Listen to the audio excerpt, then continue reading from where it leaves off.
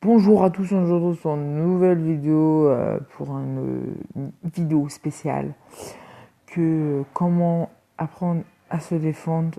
Alors c'est parti, je vous laisse là-dessus et abonnez-vous. Expert en Pencak Silat et spécialiste de la self-défense. Donc aujourd'hui nous allons voir un sujet très sérieux, la défense contre couteau. Donc l'objectif de cette vidéo, c'est de vous sensibiliser au danger du couteau. Et vous verrez qu'on est très loin de ce qu'on peut voir dans la salle d'arts martiaux.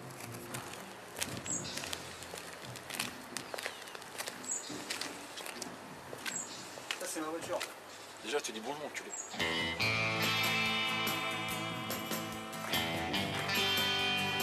Tu vas faire comment pour me bouger?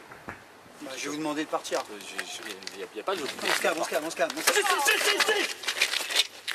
Donc là, vous avez vu, ma vie vient juste de s'arrêter. Donc ça va très vite. Là, on est vraiment dans la réalité. On est bien loin de la salle. Donc il faut savoir qu'aujourd'hui, les attaques avec arme blanche sont monnaie courante, malheureusement. Donc, quand on dit arme blanche, ça va beaucoup plus loin que le couteau. On parle toujours de couteau, mais en fait, donc vous avez effectivement ce type de couteau, Pinel, même beaucoup plus petit, et vous avez les petites machettes ou haches. Vous avez le tournevis, vous avez des outils qui sont faits maison, ce qu'on peut retrouver en prison malheureusement, en église en fait.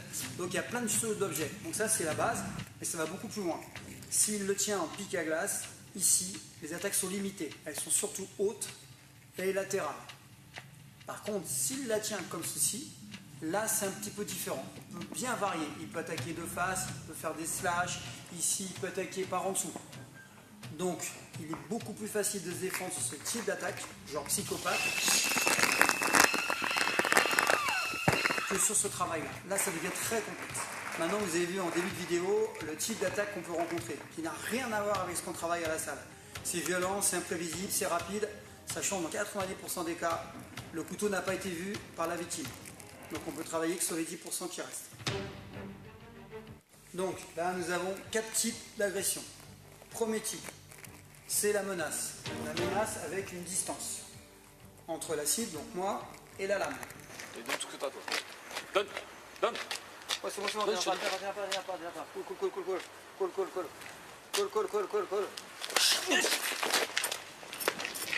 Donc il est évident qu'avec le couteau, on n'a pas envie de faire le malin, hein. C'est vraiment en dominant et non en dominé. Donc ce que je vais essayer de faire, c'est de le rassurer en tant que dominant. Soit en donnant ce que j'ai, soit en fuyant, encore une fois. D'accord? Donc il faut que je le rassure pour essayer de le calmer et en fait essayer de le détendre. Et à ce moment-là, c'est là quand je sentirai que je peux éventuellement fuir et frapper, si je suis obligé. Donc la défense en général comprend 3 étapes. Première étape, je dévie.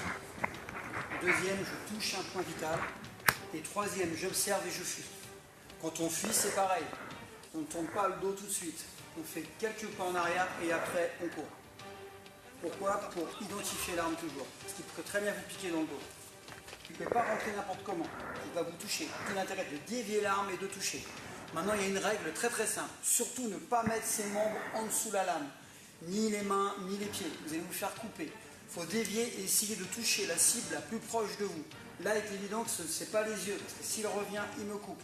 Donc, je vais pousser et je vais toucher la jambe. Comme ça, s'il revient, je ne suis plus en dessous de la lame. Donc, encore une fois, vous n'avez pas le droit à l'erreur.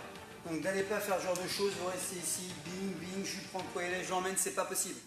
Deuxième type d'agression, c'est celui où la lame est en contact. Et il peut y avoir éventuellement une saisie, ce qui va compliquer les choses. D'accord? C'est toujours la menace. Vas-y, donne tes levées, donne ta chaîne. Ok, calme-toi, je vais te donner, calme-toi. Ferme ta gueule, toi. Reste cool. Donne ta chaîne, donne tout. Je vais te donner. Tu restes calme, je vais te donner. Ferme ta gueule.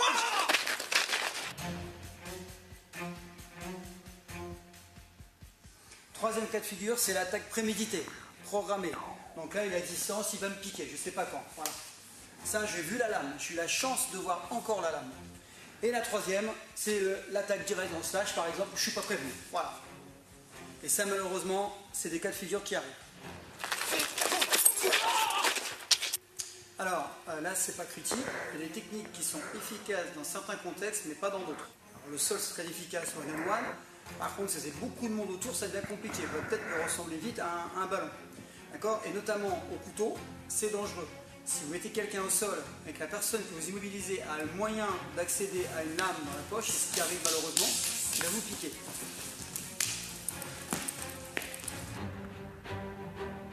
là, on va parler des blocages. Il y a des blocages qu'il faut absolument éviter. Parce que là, vous allez surtout vous faire couper. Exemple, pourtant on voit malheureusement encore dans certains magazines. Une frappe en pique à glace. Là, je vais doucement parce que ce couteau coupe. Je ramène, le réflexe d'un attaquant, c'est de le ramener vers lui. Pourquoi? Parce que c'est ce qui le rend fort. Ce qui va se passer, c'est que je vais couper à ce niveau-là. Au même titre, je vais frapper abdomen. Il va ramener, il va couper au niveau des veines. Donc jamais bloquer en frappe. Il n'y a pas de méthode miracle face à un couteau. Il n'y a pas de vérité vraie. Moi-même, contre un couteau, je fuis, je donne. D'accord? Mais si je ne peux pas m'en sortir, je vais essayer d'utiliser environnement, jeter un sac, jeter des clés. Si je peux saisir ce qui est à portée de la main, ça peut être une chaise, n'importe quoi, mettre une table en barrage, un porte-manteau, jeter un vêtement. Là, le cas de figure typique, je suis ici. J'essaie de faire barrage, simplement. Et quand je le sens, je jette par exemple le tableau. Et encore une fois, je fuis. Fuir. Mais pour fuir, il faut observer. On revient aux vidéos d'avant, d'autres vidéos, d'autres thématiques où j'expliquais, il faut observer. On ne fuit pas n'importe comment. Il faut éviter. Donc la prévention pour moi est la meilleure méthode et la meilleure défense contre une attaque au couteau. Alors aussi, pourquoi cette vidéo? C'est qu'il y a des cas de figure où il est impossible de fuir. Vous êtes coincé dans un compartiment de train, dans un ascenseur, dans un endroit qui est confiné. La fuite sera impossible, vous pouvez être saisi. Donc là, il faudra bien faire quelque chose. Donc c'est clair que ces quelques outils peuvent vous aider à sortir, pas indemne, mais à sortir vivant. C'est déjà bien.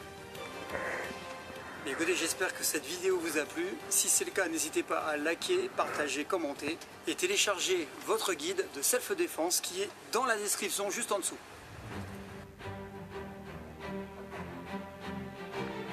Voilà, la vidéo est finie. Mettez des pouces bleus, likez et abonnez-vous. Allez, je vous dis tchuss pour une nouvelle vidéo.